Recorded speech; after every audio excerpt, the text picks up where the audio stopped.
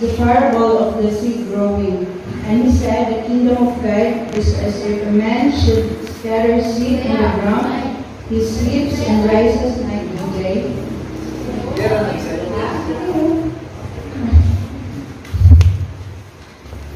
Night and day, and the seed sprouts and grows. He knows not how. The earth produces by itself first the blade, then the ear, then the full grain in the ear. But when the grain is ripe at once, he puts in the sickle because the harvest has come. So, kanina parable mga kaisunan.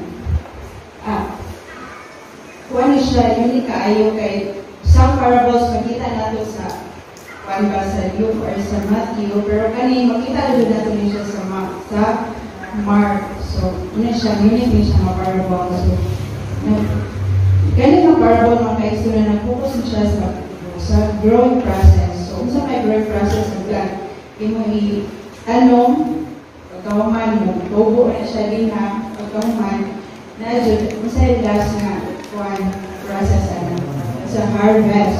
So, harvest yun ang pinaka, kung mag-plant ako sa may atong plant na kayo, nauna na mag-harvest yun na. So, mo dyan ay end game ka na, harvest. So this is how, Jesus indicates that this is how the kingdom of God works. So muli pinanigit pa nigingnan sa pagpatubo sa tanong ang proseso sa the work of God. So humans have a part to play. So not just that, but the real growth is the work of God. So kita human, nakita kita may commission, kita mo padayon sa buhat ng ibilin sa Ginoo. So kita, sometimes bakit natin ang reason kayo pagpamugas, di ba?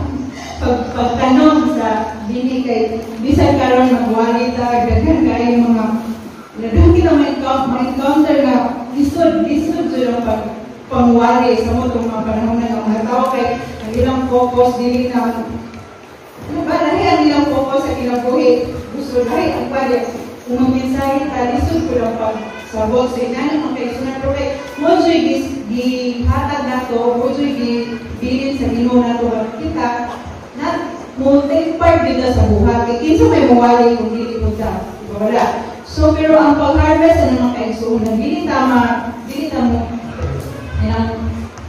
na tayo angay na itong kabalakan kaya natuwa ng Diyos, tanong din. Ang harvest at ang pag-abot sa harvest mga kaisunan, ang Ginoo na ang atong part is tanong lang ta. So, kaning dili mo din mga kaisunan, ay, kayo sa pagpuban ng Ginoo, kaya kapoy no, ika ng paghimo sa buhat ng bibilin. So, mubag kita pero atong hinunduman mga kaisunan na tayo milka na siya harvest ng hitabo. So, mo dyan ay pinakahapan na to. May paabot na to. Kaya, tinuod, kapoy na dyan. Kapoy na, hindi kapoy. Diba? Sa ato mismo nga itong galing yun, bati na tayo mga kapoy. Kabati na tayo mga kaisunan. Pero kaya, di naman yung endless process ninyo magtanong din. Walay katapusan ng proseso. Muabot sa lang harvest time. So, muna siya, muna itong ipaabot ang harvest time. And next, yung mga kaisunan, kabayan po sa the parable of the mustard seed. So, very familiar na sa ninyo, parable, one of the parables number 1 sige na ito ma-encounter. Kaling mustard seed, mga kaisunan, hindi mo din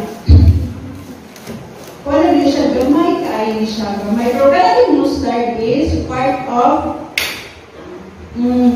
kuhan siya baka ng plant gani na itong itanong sa garden plant. So, some of the garden plants, kabantay mo, mamupura siya, for example, talong. Isa man ang talong. Paano siya kanang bumutan? Sige, kadasan sa talong. Okra, so, kaya mo siya, kaya mo ganyan nga liso, pero kaya mo siya may na garden plant, kaya na itong ipamulat sa itong garden.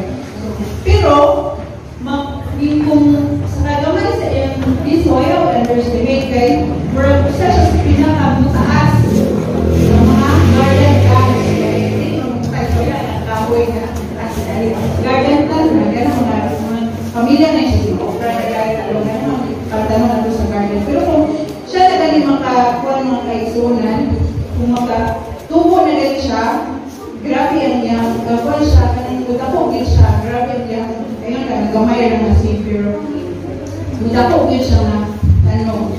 So, kanang ganing mga langgam, pwede pa makasalag sa iyang mga branches.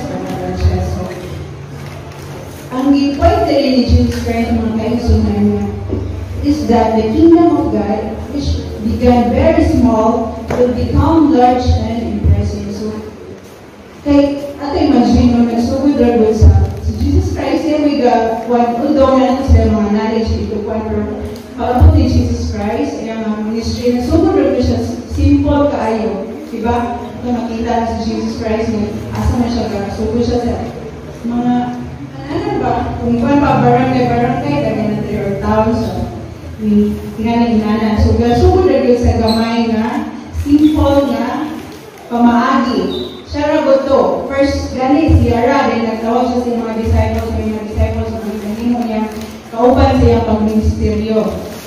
Dayon, people in Jesus' day may have looked down on the dusty, itinerant preacher from Galilee, which his band of disciples, but time is showing that his kingdom of grace continues to expand throughout the world. So, kung ato makita no, sa kagamay, sa kasimple, sa pagsugod sa ministeryo ni Jesus Christ, ato nakita kung sa ang impact sa karon.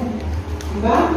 Bisa makainom lang ng mga tao, wala agad, pero na-probias sa background gamay. Bisa ka wala pa dyan na totally mo mamisahian, pero makita doon mo nga na kung good, nadala good ang karon sa time na karon. So, yun rin mga kaisunan, and this gospel of the kingdom will be preached in all the world as a witness to all nations, and then the end will come. So, mo na, ang katapusan, mabot na. So, hindi na tayo magpapantuan mga kaisunan. Hindi na tayo mag-discourage mo siya itong mga encounter, mga kaisunan sa pag-duso sa buhat. Kaya mabot yun ang panahon ng mga humanitan. So, marang